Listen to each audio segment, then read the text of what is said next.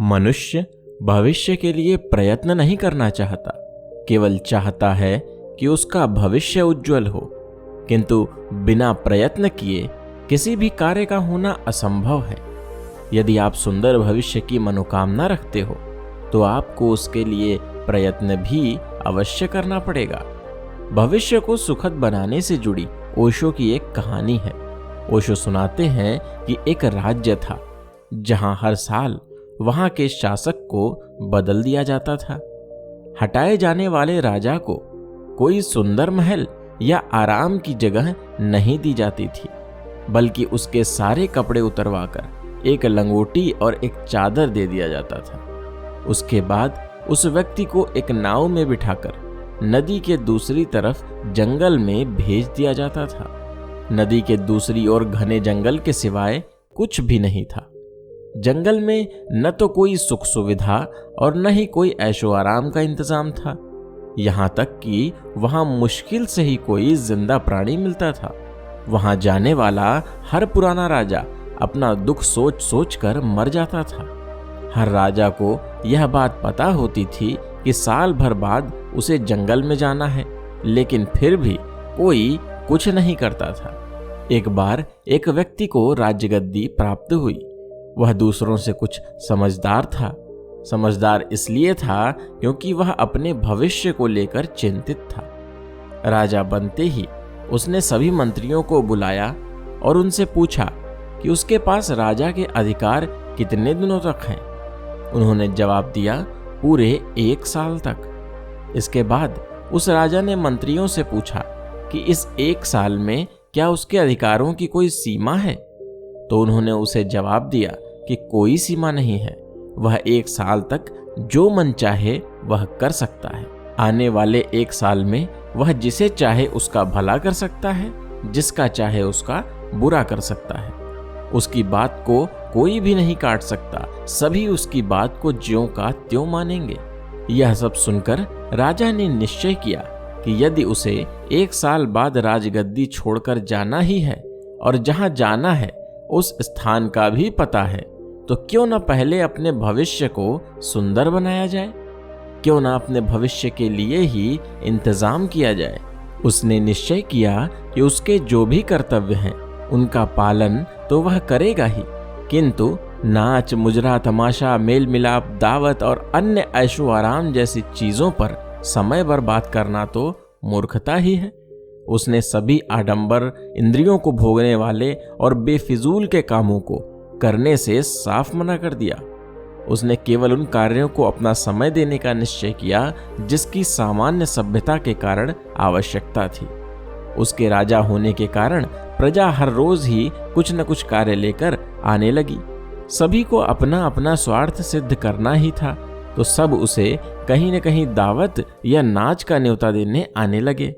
सभी चाहते थे कि राजा उनके साथ अधिक से अधिक समय व्यतीत करे ताकि उनके कार्य पूर्ण हो सके। किसी को भी असल में राजा की फिक्र नहीं थी, सब केवल उसका लाभ उठाना चाहते थे। यह राजा होशियार था, उसे लोगों की सच्चाई का पता था।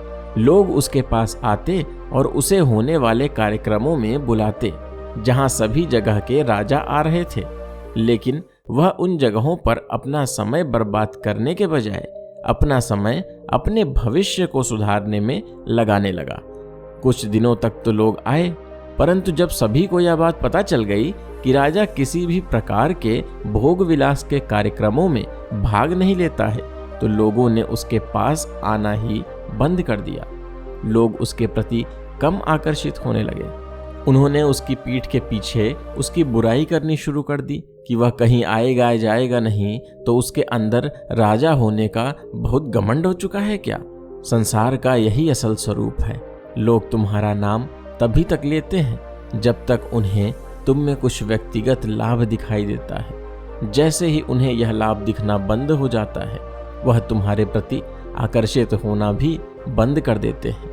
उन्हें ऐसे लोगों में बिल्कुल भी दिलचस्पी नहीं रहती जो उनके लिए कुछ कर नहीं सकते हैं। जब लोगों को यह पता चल जाता है कि आप में ऐसा कुछ भी नहीं है जिससे वह अपना स्वार्थ सिद्ध कर सके, तो वे आपसे संबंध रखना भी धीमे धीमे छोड़ देते हैं। और अगर कोई संबंध रखते भी हैं तो वह केवल सभ्यता के नाते।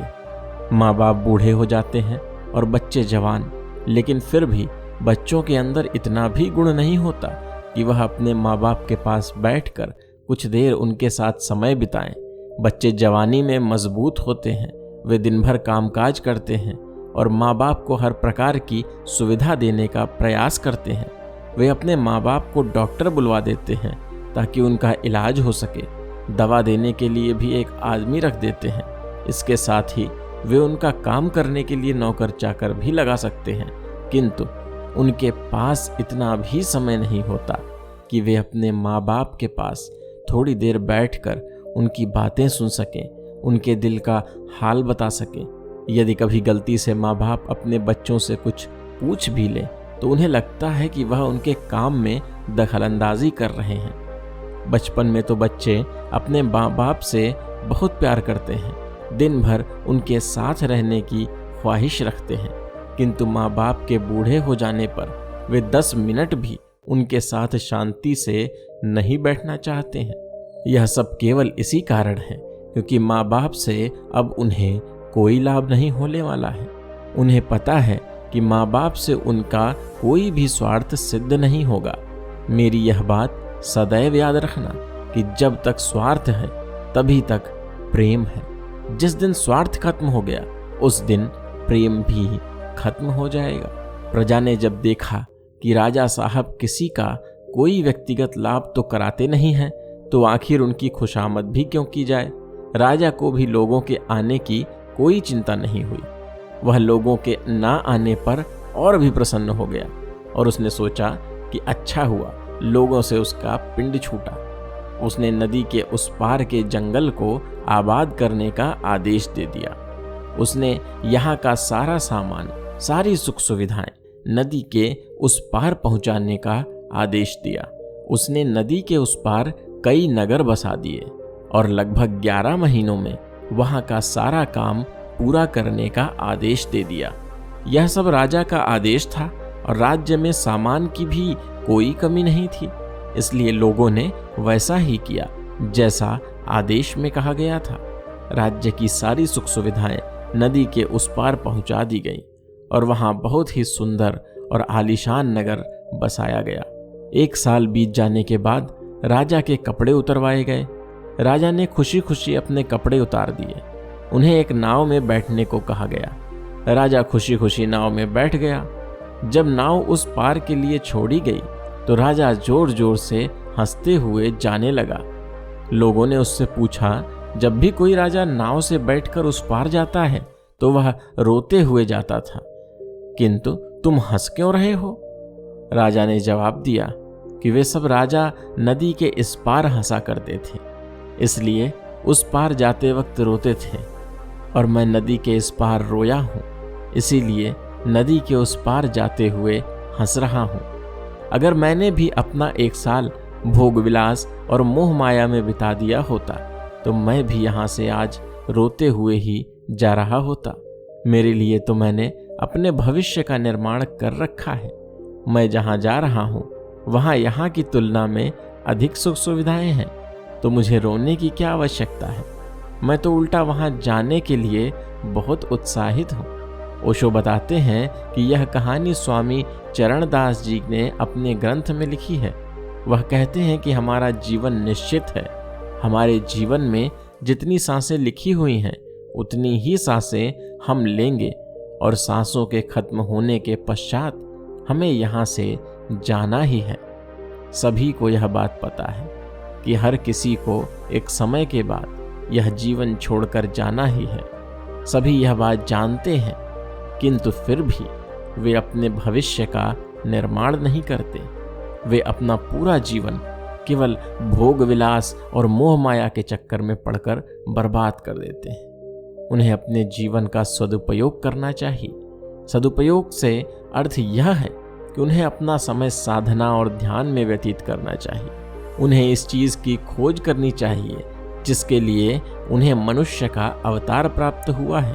उन्हें खुद की पूर्ण क्षमता को जागृत करने और अपने लक्ष्य की प्राप्ति करने का प्रयास करना चाहिए। हर किसी के पास इस संसार में जो कुछ भी है वह सब छूटना निश्चित है। इसीलिए किसी भी चीज से मोह लगाना मूर्खता है। ओशो बताते हैं कि उन्होंने प्रेतों से भी इस बारे में बातचीत की है और उन्होंने बताया है कि इस संसार की किसी भी वस्तु से मोह उस लोक में काफी भारी पड़ता है। उस लोक में जाने के बाद मोह काफी कष्टदायी हो जाता है, क्योंकि प्रेत बनने के पश्चात जीवन निरूप हो जाता है और रात दिन अपने मोह में केवल जलता रहता है। ओशो का कहना यही था कि ठीक उस राजा की तरह हर किसी को अपने जीवन का सदुपयोग करके अपने भविष्य को सुधारना चाहिए। अपने जीवन को व्यर्थ में गंवाने के बजाय ध्यान, साधना और तपस्या में अपना समय व्यतीत करना चाहिए। यदि व्यक्ति सांसारिक मोह माया में फंस गया तो अंत में वह भी रोते रोते ही उस पार जाएगा।